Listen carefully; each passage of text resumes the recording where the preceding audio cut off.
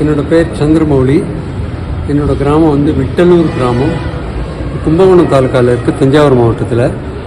கும்பகோணம் தாலுக்காவில் திருநீலக்குடி கஷேத்திரத்துக்கு பக்கத்தில் ஒரு கிராமம் இது.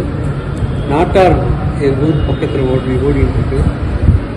எங்கள் ஊரில் சிவன் கோவில் இருக்குது. சிவன் கோவில் வந்து விசாலாட்சி விஸ்வநாதர் கோவில், பெருமா கோவில் இருக்குது, லட்சுமி நாராயண பெருமா கோவில், அதுக்கப்புறம் ஐயனார் கோவில் இருக்குது, வந்து பிள்ளையார் கோவில் இப்போ ரீசெண்டாக மேலே தெருவில் கட்டியிருக்கோம். எல்லாத்துக்கும் ரொம்ப நாளாக கும்பாபிஷேகம் பண்ணாமல் இருந்ததுனால, எங்களுக்கும் வயசு ஆகிட்டு இருக்கிறதுனால, நாங்கள்லாம் கிராமத்தை விட்டு சென்னைக்கு குடிபெயர்ந்ததுனால இந்த காரியத்தை எடுத்து செய்யணும் அப்படின்னு சொல்லி 2 வருஷத்துக்கு முன்னாடி அதுக்கு ஏற்பாடு ஆரம்பித்து ஹெச்ஆர்சியிலேருந்து இதெல்லாம் அனுமதியெல்லாம் வாங்கிறதுக்கு ரொம்ப டிலே ஆச்சு. அதை வாங்கி அதுக்கப்புறம் கிராமத்தை சேர்ந்தவா மெட்ராஸில் இருக்கிறவா எல்லாருமா ஒன்று பண்ணி ஊர்க்காராலையும் சேர்த்துட்டு ஒவ்வொரு கோயிலாக வேலை கும்பாபிஷேகம் வேலை ஆரம்பிக்கணும் அப்படிங்கிறதுக்கு கட்டுமான வேலையை ஜீரணோதாரணம் பண்ணுறதா பிளான் பண்ணிட்டு அந்த டயத்தில் எல்லாத்துக்கும் பாலாலயம் பண்ணணும்னு சொன்னதுனால பாலாலயமும் பண்ணிடும். அந்த பாலாலயம் வந்து இந்த வருஷம் மே மாதத்தில் பண்ணோம். அதுலேருந்து கிட்டத்தட்ட ஒரு 10 மாதம் கிட்டத்தட்ட ஆயிரத்துப்போ ஒவ்வொரு காரியமாக பண்ணிட்டு வரணும். முதல்ல லட்சுமி நாராயண பெருமா கோவிலில் முழு கோபுரமும் வந்து ரொம்ப பழுதடைஞ்சிருந்ததுனால கீழேந்து கருங்கல் திருப்பணியாக பண்ணியாச்சு. அது நல்ல விதமாக வந்திருக்கு. அதுக்கு தான் இப்போ கும்பாபிஷேகம் தேதி ஃபிக்ஸ் பண்ணியிருக்கு. அது வந்து இப்போது ஏப்ரல் 30ஆம் தேதி நடக்கிறது. 17 சித்திரை 17ன்னு நினைக்கிறேன், சித்திரை 17. அதோடு சேர்த்து இந்த ஒரு பிள்ளையார் கோவில் மேலே தெருவில் இருக்குது, அதையும் சேர்த்து பண்ணுறது தான் பிளானு. எல்லோரும் வந்திருந்து அதை நடத்தி கொடுக்கணும்னு நினைக்கிறோம். அதுக்கப்புறம் வந்து எங்கள் கிராமத்தில் இருந்தவா எல்லாருமே ரொம்ப ஈடுபாடு காமிச்சு அதுக்கு அடிக்கடி வந்து என்ன ஒத்தாசை பண்ணணுமோ உடல் உழைப்பு பொருளுதவி எல்லாம் செஞ்சுட்டு எல்லோரும் ஒவ்வொரு பொறுப்பு எடுத்துகிட்டு செஞ்சிட்ருக்காங்க. இதை தாண்டி சிவன் கோவில் வேலை அடுத்தது ஆயின்ட்டுருக்கு.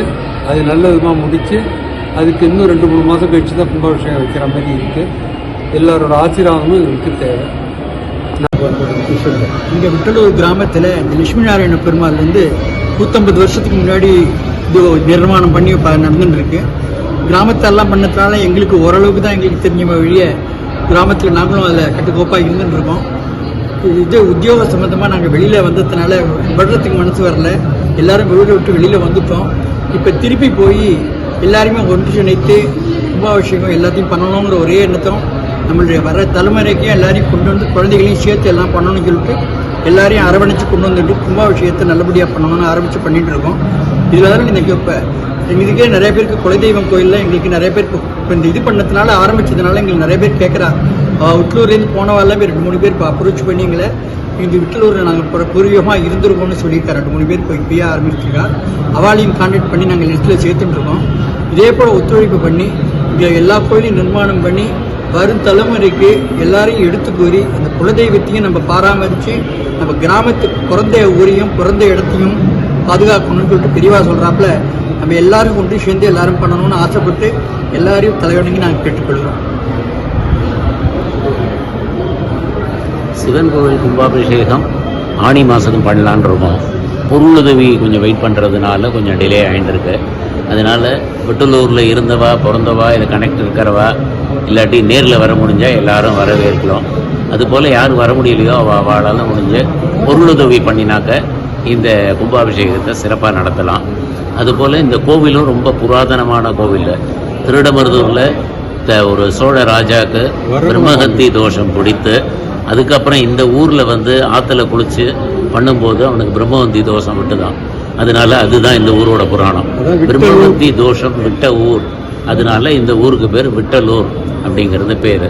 அதனால் எல்லாரும் இதில் கலந்து கொண்டு அவளால் முடிஞ்ச பொருளுதவியை பண்ணி இதில் கலந்துக்கணும்னு ரொம்ப ஆசைப்படுறோம். எல்லோரும் வரணும்.